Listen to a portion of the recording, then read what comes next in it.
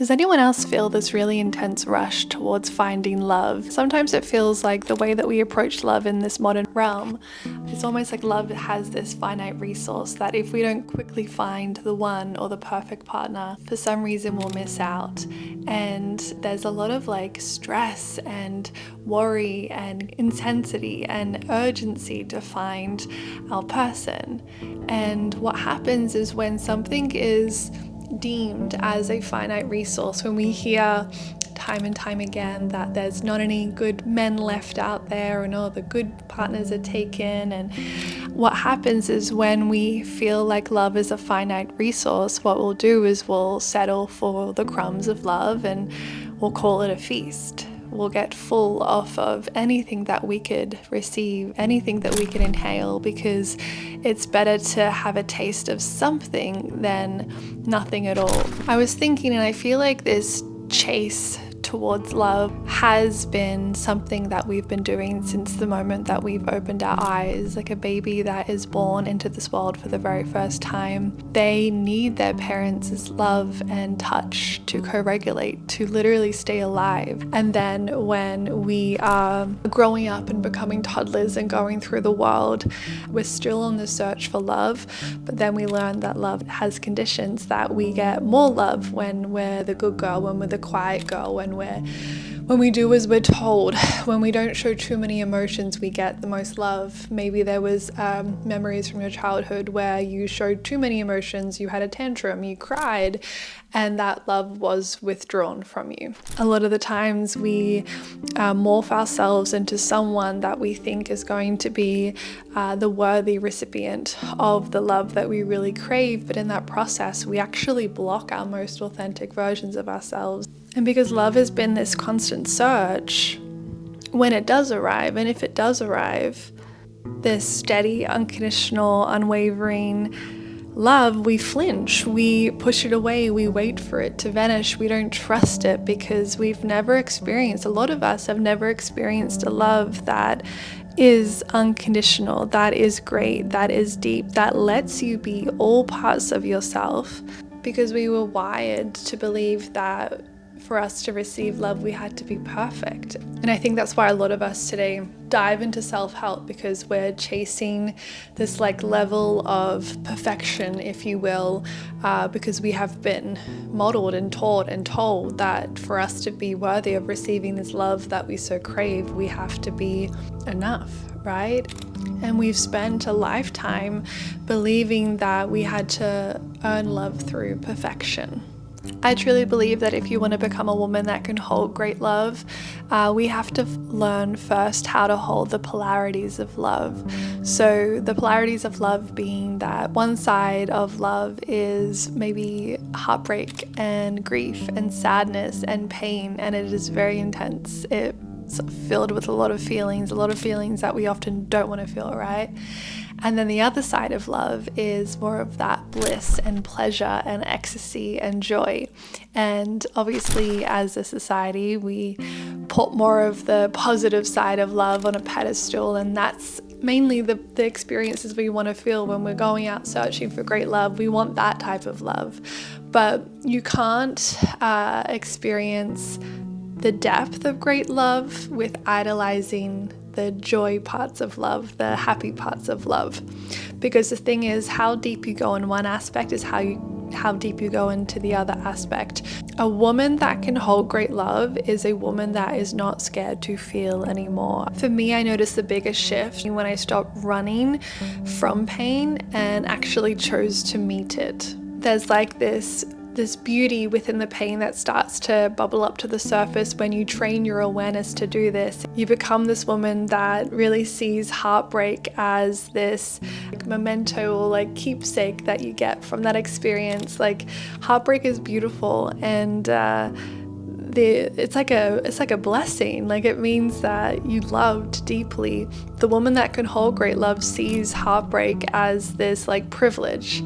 And it means that she had that experience of deep love and she got to experience that. She sees pain as something that softens her, that expands her capacity to love more deeply. One of the most powerful tools that has guided me into expanding my nervous system to hold more love has been a practice called emotional alchemy. It's almost like a somatic process that allows you to safely feel so many emotions in one sitting with this fluidity.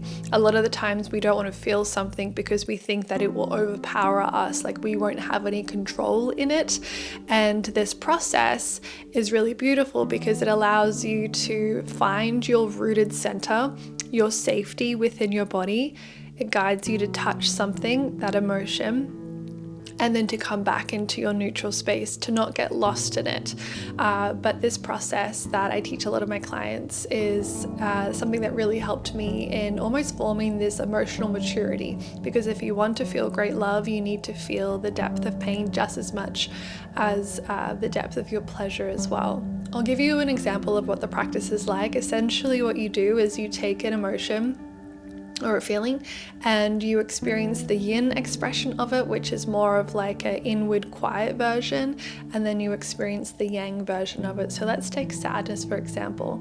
What you would do is essentially sit, and you can close your eyes if that feels good, and you would essentially evoke in the feeling of sadness, and you'll just notice what happens internally in your body when you feel sad. Maybe it helps to bring up a memory of a time that you felt sad or something that does bring up that emotion, but all you're doing is sitting and recognizing what sadness feels like in your body.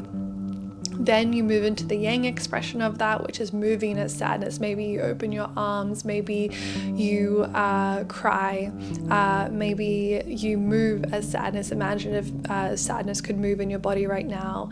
And it's really non-linear, and depending on how your body wants to move and sound and breathe, but you really get into the expression of sadness itself.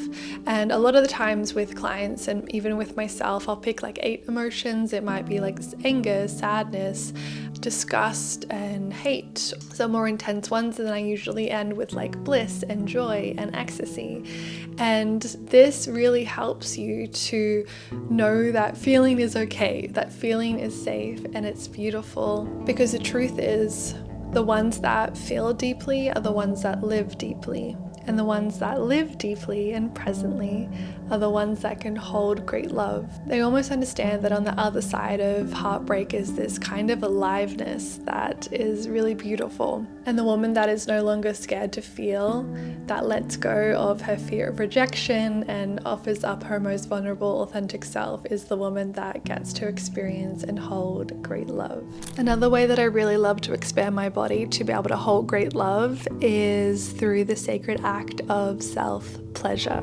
Self-pleasure is not something that is about seeking just a quick climax and getting off as soon as you can. Self-pleasure is more of this ritualistic essence of meeting whatever is alive within you. A lot of the times when I started my self-pleasure sessions, there was no sensations. I was completely numb, but what it would look like is just me and my pleasure tools and meeting myself with gentle, loving kindness and touch. The more times I did that, what started to happen is I noticed that a lot of my numbness started to melt, almost like how ice melts on like a hot summer's day.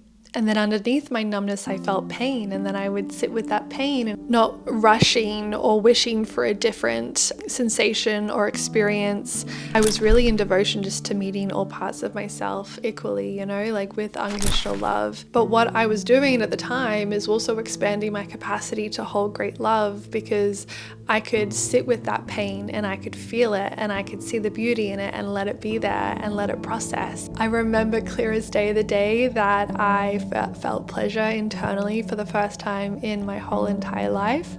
And it just really solidified how powerful this work is. So a lot of the time our body is contracted, it's numb, it can't hold a lot because it's so busy trying to numb all the things that we couldn't feel in our early childhoods, right? Self-pleasure has been another pillar for me that has really helped me to feel safe in feeling pain, to bring pleasure to my pain and to see the beauty in it as well.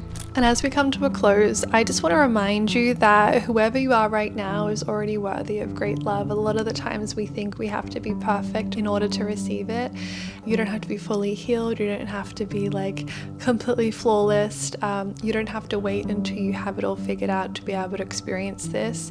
You just have to be willing to meet yourself gently and honestly and with unconditional love. The best thing that you can ever do is, when in the journey of expanding yourself to hold love, is to shower yourself in unconditional love every single day. Becoming the woman that can hold great love isn't about earning love, it's about expanding your capacity. And the more comfortable you get with showering yourself with this dense, beautiful, ritualistic, unconditional, soft, sacred type of love, the more comfortable you'll feel with it. So yeah, if you're on this journey, you'll find my own emotional alchemy practice below if you wanted to dive into that and let me guide you. That's a free download. I've also included a self-pleasure ritual below if you wanted to start to create your own self-pleasure ritual in a way that can aid you in expanding your capacity to hold great love. And if you would love to work with me more intimately, I'll leave those details below. And if this video touched you in any way today or expanded you, I would so appreciate if you wanted to like, comment, and give me a subscribe. And I would love to know in the comments as well which part of today's videos resonated with you the most, and how are you choosing to become a woman that can hold great love today. So thank you so much for joining me today, beautiful soul. I really appreciate it. I'll see you in the next video. Bye.